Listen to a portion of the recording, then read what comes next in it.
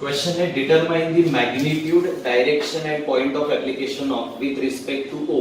मई 2014 में क्वेश्चन आया था, ठीक है, मुंबई यूनिवर्सिटी में। ये प्रॉब्लम है वैरिग्नॉन थ्योरम का। प्रॉब्लम किसका है? वैरिग्नॉन थ्योरम का।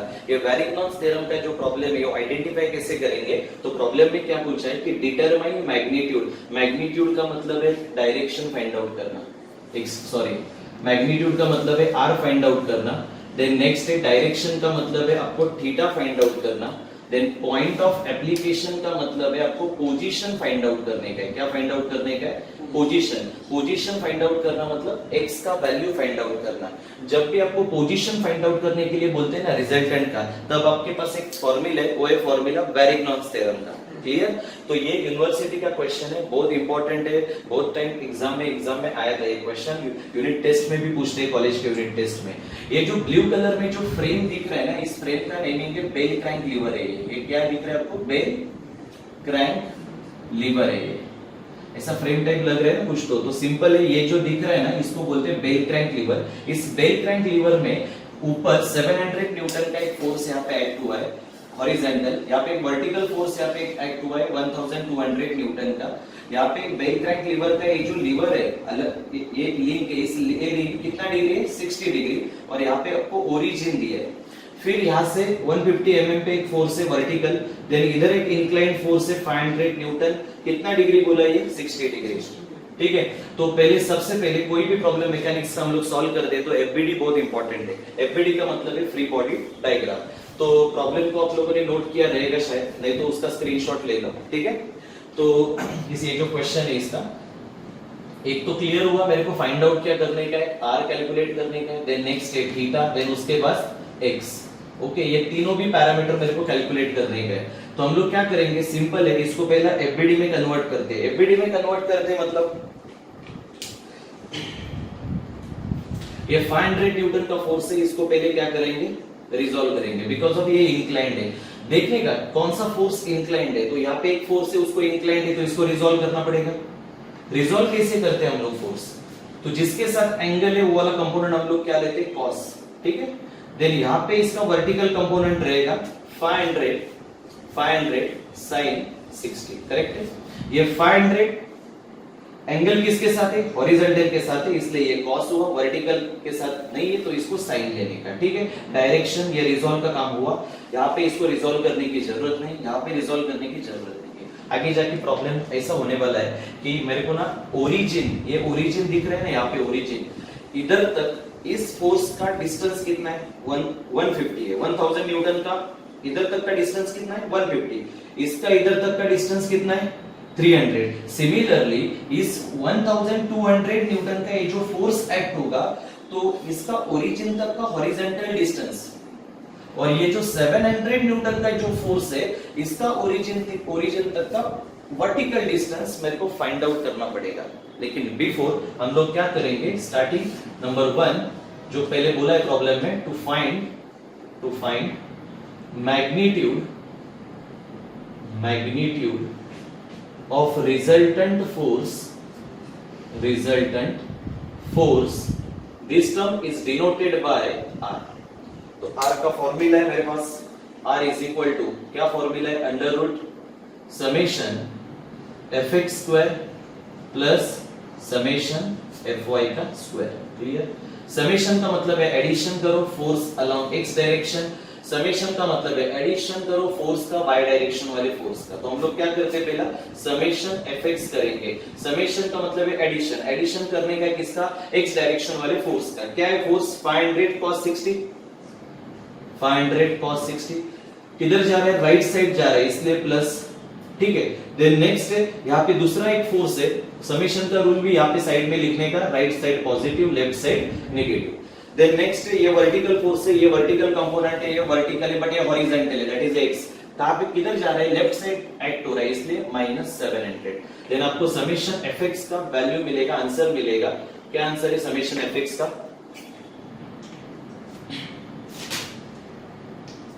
-450 न्यूटन। ये है समेशन fx का वैल्यू। नेक्स्ट स्टेप है समेशन fy। समेशन fy का भी रूल साइड में लिखने का, अपवर्ड वाला फोर्स पॉजिटिव, डाउनवर्ड वाला नेगेटिव। इस तरीके से आप समेशन कर रहे हो, ये इसका मीनिंग है।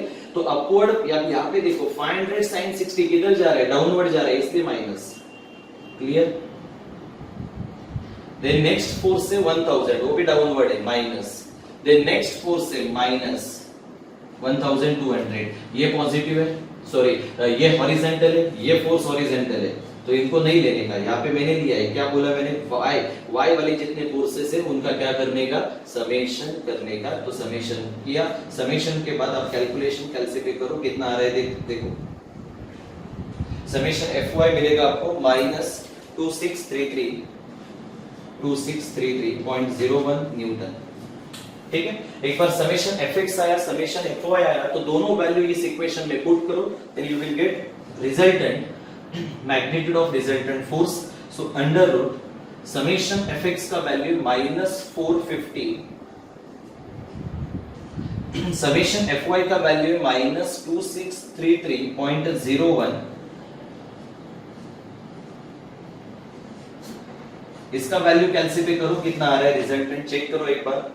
रिजल्टेंट 2671, ये आंसर आपको मिलेगा 2671.78 न्यूटन, ये रिजल्टेंट। एक बार रिजल्टेंट मिला, उसके बाद इस रिजल्टेंट का डायरेक्शन, डायरेक्शन का मतलब क्या है, सपोज अभी देखो ये लिंक इस मतलब एंगुलर डायरेक्शन इसका क्या रहेगा, जो हम लोगों ने कॉन्करेंट फोर्स सिस्टम में फाइंड आउट किया था। क्या फाइंड आउट किया था, थीटा। थीटा का मतलब क्या था, डायरेक्शन ऑफ रिजल्टेंट फोर्स। तो डायरेक्शन ऑफ रिजल्टेंट फोर्स ये मेरा सेकंड स्टेप रहेगा, यहाँ पे step number second.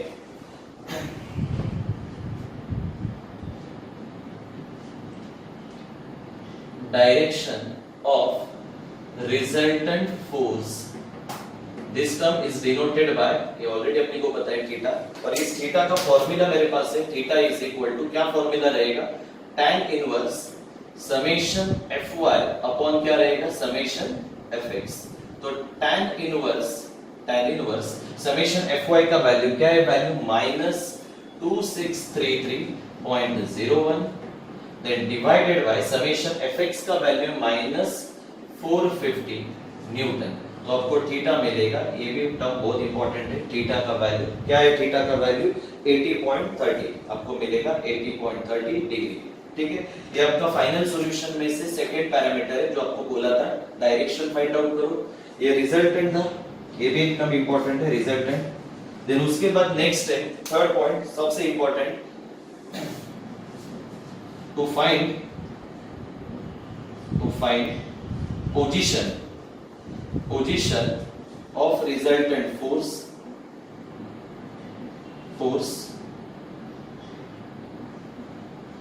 from origin। तो ये पोजीशन फाइंड आउट करने के लिए आपके पास एक फॉर्मूला है, वो फॉर्मूला ऐसा है, अप्लाई क्या करने का, वैरिग्नॉन थ्योरम अप्लाई करने का। कौन सा थ्योरम, वैरिग्नॉन्स थ्योरम। ये वैरिग्नॉन्स थ्योरम का इक्वेशन होता है समेशन m, अभी आपके पास ओरिजिन कौन है, O equal to R into x, तो रिजल्टेंट तो मेरे पास है। ठीक है, अभी x का वैल्यू तो इंपॉर्टेंट है, वो फाइंड आउट करना पड़ेगा, बट उसके पहले ये पैरामीटर इंपॉर्टेंट है, summation of moment about origin, मतलब कितना मोमेंट एग्जैक्टली टोटल कितना मोमेंट इस बेल क्रैंक लीवर के ऊपर एक्ट हो रहा है ड्यू टू दिस 1, 2, 3 और 4 फोर्सेस की वजह से। ठीक है, तो हम लोग समेशन MO को पहला कैलकुलेट करेंगे। समेशन MO इस साइड में करते हैं, बिकॉज ऑफ ये बहुत डायग्राम के नजदीक होना इंपॉर्टेंट है, क्योंकि कैलकुलेशन के लिए बहुत हेल्पफुल है। तो सबसे इंपॉर्टेंट है ओरिजिन यहाँ पे, तो इस फोर्स का मोमेंट आप ले सकते हैं, this force into perpendicular clockwise anti clockwise जो भी है, this force into perpendicular anti clockwise. But जब ये फोर्स और इस फोर्स का आप मोमेंट निकालने जाएंगे तो आपको एक चीज यहाँ पे मिसिंग है, वो है इनका परपेंडिकुलर डिस्टेंस, बिकॉज ऑफ ये फोर्स वर्टिकल है और इसका ओरिजिन तक का हॉरिजॉन्टल डिस्टेंस आपके पास नहीं है। 700 न्यूटन का फोर्स इस तरह से एक्ट हो रहा है, लेकिन इसका परपेंडिकुलर डिस्टेंस भी आपके पास नहीं है। तो प्रॉब्लम स्टार्ट करने से मतलब ये स्टेप स्टार्ट करने से पहले आपको इसका वर्टिकल और इसका हॉरिजॉन्टल डिस्टेंस फाइंड आउट करना पड़ेगा। ठीक है, तो हम लोग एक काम करते हैं, यहाँ पे ये देखो, ये इंक्लाइन, पहले इसको ड्रॉ करते हैं।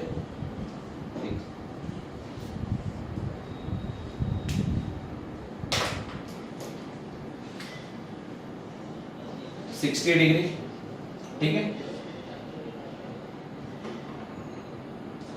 अभी अपने को क्या चाहिए, दिस इज अ फोर्स और ये परपेंडिकुलर डिस्टेंस है, इस डिस्टेंस को मैं बोलता हूँ x1, क्या बोलेंगे हम लोग, x1, ठीक है।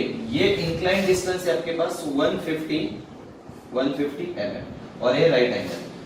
तो आप लोग cos यूज करेंगे, cos 60 यूज करेंगे, तो cos 60 क्या बोलेगा, adjacent side x1 to the hypo 150, तो इसका आंसर आपको मिलेगा x1 इज इक्वल टू कितना आ रहा है, चेक करो एक बार, x1 is equal to 75 mm आ रहा है, 75 mm, ठीक है। सिमिलरली आप इसका कैलकुलेशन करेंगे तो फिर एक ट्रायंगल आपको लेना पड़ेगा। ये वाला ट्रायंगल क्या रहेगा, ट्रायंगल कैसे बनाएंगे, देखो एक सेकेंड, ये इंक्लाइंड लाइन है, यस, इसका टोटल डिस्टेंस क्या है, टोटल डिस्टेंस 150 प्लस 150, ये ओरिजिन है, ये ओरिजिन है, ठीक है। ये टोटल डिस्टेंस है 300 mm। अभी आपको देखो फोर्स हॉरिजॉन्टल है, डिस्टेंस वर्टिकल चाहिए, वर्टिकल मतलब ये डिस्टेंस चाहिए x2, ठीक है। ये राइट एंगल है, यहाँ पे ये 60 डिग्री हुआ, तो आपके पास साइन का ऑप्शन है, sine 60 is equal to opposite side x2 and hypo 300, then you will get vertical distance, okay, x2। So x2 का वैल्यू है आपके पास 259.8, आपको मिलेगा ये वैल्यू 259.8, ये x2 हुआ, ये x1 का वैल्यू हुआ, क्लियर। अभी हम लोग आराम से ये वाला स्टेप कर सकते हैं, समेशन m होगा, ओके। तो ये कैसे करेंगे, देखो, दैट समेशन का मतलब है एडिशन करना, एक पहला चीज इंपॉर्टेंट है, ये लिख देता हूं यहाँ पे, एडिशन। m का मतलब है मोमेंट, मोमेंट का मतलब होता है फोर्स इनटू परपेंडिकुलर डिस्टेंस। ये फॉर्मूला ही दिमाग में रखने का बहुत इंपॉर्टेंट फॉर्मूला है, परपेंडिकुलर डिस्टेंस। O का मतलब है ओरिजिन, O का मतलब है ओरिजिन।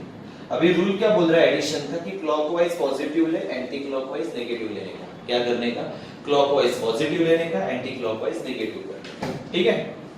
तो summation m, that is summation का मतलब है एडिशन, एडिशन किसका करने का, मोमेंट ऑफ फोर्स का। तो अभी स्टार्ट करते हैं हम लोग, अबाउट ओरिजिन मोमेंट लेने को स्टार्ट करते हैं। तो फर्स्ट पहला वाला देखो 500 cos 60, ये अभी ओरिजिन में से पास हो रहा है, ये किधर से पास हो रहा है, ओरिजिन में से, तो इसलिए इसका मोमेंट क्या होगा, जीरो होगा। लास्ट लेक्चर में मैंने बोला था आपको, क्या बोला था कि 500 cos 60, अभी ये जो फोर्स है, कोई भी फोर्स ओरिजिन में से पास होता है तो उसका मोमेंट जीरो होता है, बिकॉज ऑफ उसको परपेंडिकुलर डिस्टेंस नहीं है, ठीक है। तो इसलिए डायरेक्ट यहां से स्टार्ट करते हैं, 500 sin 60 इनटू परपेंडिकुलर डिस्टेंस। अब ये रोटेट कैसे होगा, रोटेट कैसे होगा, एंटी क्लॉकवाइज।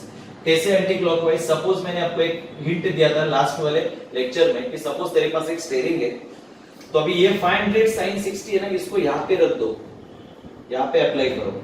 अभी इस स्टीयरिंग को मैंने इधर फोर्स अप्लाई किया, तो ये स्टीयरिंग कैसे रोटेट होगा, एंटी क्लॉकवाइज। और एंटी क्लॉकवाइज वाला मोमेंट क्या रहेगा, नेगेटिव। तो स्टार्ट करते हैं हम लोग यहाँ पे, summation MO equal to starting में माइनस, माइनस क्या आएगा, फोर्स, पहला क्या है फोर्स, मोमेंट का फॉर्मूला क्या है, फोर्स इनटू फोर्स का value 500 sin 60 into perpendicular distance. अभी किधर तक परपेंडिकुलर डिस्टेंस लेने का, ओरिजिन तक। अभी 500 sin 60 का ओरिजिन तक का डिस्टेंस कितना है, 300। तो ये फर्स्ट मोमेंट हुआ। देन सेकंड मोमेंट यहाँ पे देखो 1000 न्यूटन वाले फोर्स का, 1000 न्यूटन, अभी एज इट इज यहाँ पे अप्लाई करो 1000, तो ये कैसे रोटेट होगा, एंटी क्लॉकवाइज। तो इसका भी मोमेंट क्या आएगा, -1000। अभी इसका फोर्स तो ले लिया, लेकिन परपेंडिकुलर डिस्टेंस 1000 का O तक का परपेंडिकुलर डिस्टेंस 150। देन नेक्स्ट है 1200, ये 1200 न्यूटन का फोर्स है। अभी इसको एज इट इज स्टीयरिंग के ऊपर रख दो, यहाँ पे रख दिया, तो अभी ये स्टीयरिंग कैसे रोटेट होगा, कैसे रोटेट होगा, क्लॉकवाइज। तो क्लॉकवाइज मोमेंट क्या होगा, प्लस फोर्स क्या है 1200 इनटू परपेंडिकुलर डिस्टेंस। अभी इसका इधर तक का परपेंडिकुलर डिस्टेंस क्या है, इज ऑलरेडी फाउंड, x1 कितना दिया है 75, और ये रोटेट कैसे होगा, क्लॉकवाइज, इसलिए positive. And then last moment है 700 न्यूटन का, ये फोर्स इस तरह से जा रहा है, बराबर है, ये 700, ये फोर्स हुआ, चलो 700। अब ये 700 न्यूटन का फोर्स सपोज हम लोग इसके ऊपर स्टीयरिंग के ऊपर अप्लाई करते हैं, स्टीयरिंग के ऊपर एज इट इज 700 न्यूटन, तो ये स्टीयरिंग कैसे रोटेट होगा, एंटी क्लॉकवाइज, इसलिए माइनस 700 का, अब ये 700 हॉरिजॉन्टल है, हॉरिजॉन्टल डायरेक्शन में, इसका vertical distance that is a perpendicular distance, ये परपेंडिकुलर डिस्टेंस आपके पास ऑलरेडी है x2 कितना है 259 into 259.8, तो आपको समेशन m0 अभी टोटल मूवमेंट काउंट करने का 1 2 3 और 4 चारों फोर्स का मूवमेंट निकला, आपको टोटल आंसर अभी देखो फोर्स से न्यूटन में और डिस्टेंस से mm में, इसलिए इसका यूनिट रहेगा न्यूटन mm, क्योंकि फोर्स से न्यूटन और परपेंडिकुलर डिस्टेंस से mm में, तो आंसर है समेशन ऑफ m0 का -371.7 into 10⁻³ ये समेशन m0 हुआ। देन उसके बाद नेक्स्ट है, अब मैंने आपको बोला था कि वैरिग्नॉन थ्योरम मेरे को अप्लाई करेंगे तो मेरे को ये x भी मिलेगा, पोजीशन मिल जाएगा, ठीक है। तो पोजीशन के लिए मैं फिर से ये फॉर्मूला अप्लाई कर रहा हूं, summation m0 is equal to r into x, इसका वैल्यू तो मेरे पास है, ये माइनस साइन नहीं लेने का, क्योंकि ये माइनस साइन इंडिकेट करता है कि आपके फ्रेम इधर ये लीवर है, अभी इस बेल क्रैंक लीवर के ऊपर जो टोटल मूवमेंट आ रहा है इस सारे फोर्स की वजह से वो एंटी क्लॉकवाइज डायरेक्शन में, क्योंकि तूने माइनस साइन क्या दिया है, एंटी क्लॉकवाइज दिया है, इसलिए ठीक है। तो समेशन m0 का वैल्यू है, खाली मैं मैग्नीट्यूड ले रहा हूं, डायरेक्शन की जरूरत नहीं है, 10⁻³ हुआ इक्वल टू r का वैल्यू है आपके पास 2671.78 into x, then you will get x from origin from O, x का वैल्यू है 139.35, ये आपका फाइनल सॉल्यूशन, ठीक है। बट इसमें आपको मतलब बोलते ना, ये प्रॉब्लम सपोज 8 मार्क्स के लिए आएगा तो आपको 7 मार्क्स ही मिलेगा, लेकिन क्यों मिलेगा इसका रीजन बोलता हूँ कि इसके बाद ये x कहाँ पे एग्जैक्टली x कहाँ पे, ये मूवमेंट एग्जैक्टली किधर हो रहा है, ये डायग्राम, ये खाली हम लोगों ने वैल्यू फाइंड आउट किया, लेकिन डायग्राम में इसको जब हम लोग प्लॉट करेंगे तब वो ज्यादा क्लियरिफाई होगा, ठीक है।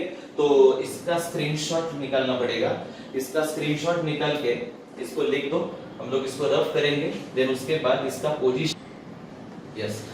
तो हम लोगों ने अभी x का वैल्यू निकाला, थीटा निकाला और r का भी वैल्यू निकाला। अभी ये ना इस डायग्राम में प्लॉट करके हम लोग शो करेंगे कि एग्जैक्टली ये r किधर है, थीटा किधर है, mo किधर है, ठीक है। मतलब ये पूरे सिस्टम का एक रिजल्टेंट है, अभी 1 2 3 4 ये 4 फोर्स का मिला के जो रिजल्टेंट है, उस रिजल्टेंट का डायरेक्शन, पोजीशन, समझा एग्जैक्टली, और मैग्नीट्यूड जो भी है वो हम लोगों ने क्या किया, फाइंड आउट किया, और हम लोग इसको प्लॉट करके लेंगे। प्लॉट कैसे करने का, सिंपल है, इसके आगे और 2 टर्म है जो हम लोगों को फाइंड आउट करने का है, ठीक है।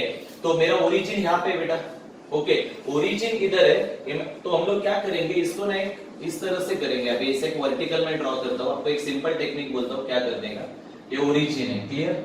अभी ये ओरिजिन है तो ये रिजल्टेंट का वैल्यू साइड में लिखते हैं 2671, ऑलरेडी है अपने पास 2671। देन उसके बाद ये रिजल्टेंट 267.78 है, इसमें समेशन fx के -45 और ये क्या है 2633।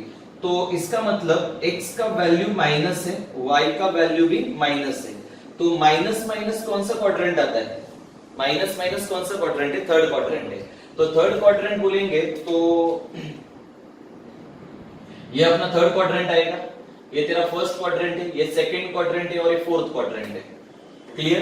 तो मैं क्या करता हूं, इसको इस तरह से ड्रॉ करता हूं। अभी देखो ये रिजल्टेंट इस यहां पे आ रहा है, इधर ये रिजल्टेंट रहेगा। अभी ये सिंपल चीज है, ये डायरेक्शन अभी देखो इसको 2 तरीके से हम लोग ड्रॉ कर सकते हैं, एक तो इस तरह से ड्रॉ होगा, अदरवाइज ये ऐसा ड्रॉ होगा, ठीक है।